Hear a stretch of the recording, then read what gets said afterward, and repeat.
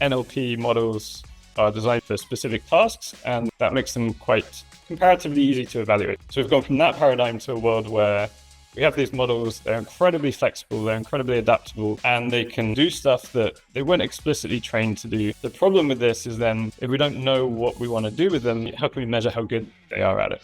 Essentially, the standard that's kind of emerged is to use human feedback or human preference scores. The idea is you get some output from this model, you show it to people, and you say, how good do you think this is? Seems pretty reasonable, right? The issue here is that no one's quite checked whether this works, whether it's biased, whether it's accurate, whether it's reliable. We see, despite these advancements, that professionals often struggle with learning to work with these systems effectively, often facing issues such as misestimating AI capabilities, but also difficulty communicating their intent to the system, like expecting it would understand the user's prompt like another human would do, but also sometimes even discerning between AI generated design features and bugs. So is that something that is a glitch? Can't the system do it? Or is it something that I, as a user, basically am responsible for now repairing? So for us, particularly in our labs and our group, we are interested in new learning and interaction challenges for human AI co-creation. The way that we think about data quality is starting to shift a little bit, whereas sort of in traditional academic research, maybe naivety was really important. This is sort of changing now, and the idea of what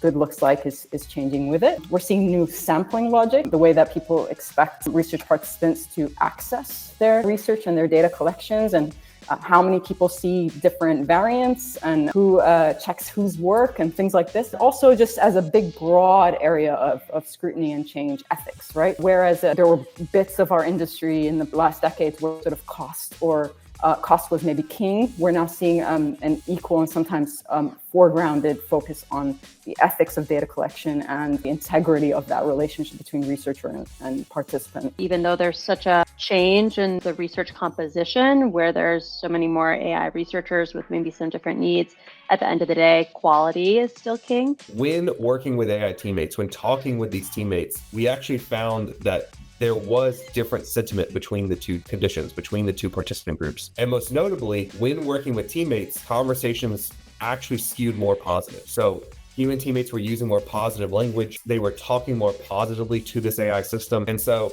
that's an exciting finding for us as well, because it shows, in a team paradigm, there's a potential that there's a stronger connection getting formed between the human and the AI from a conversational perspective. They're not viewing it as some mindless tool that has nothing associated with it.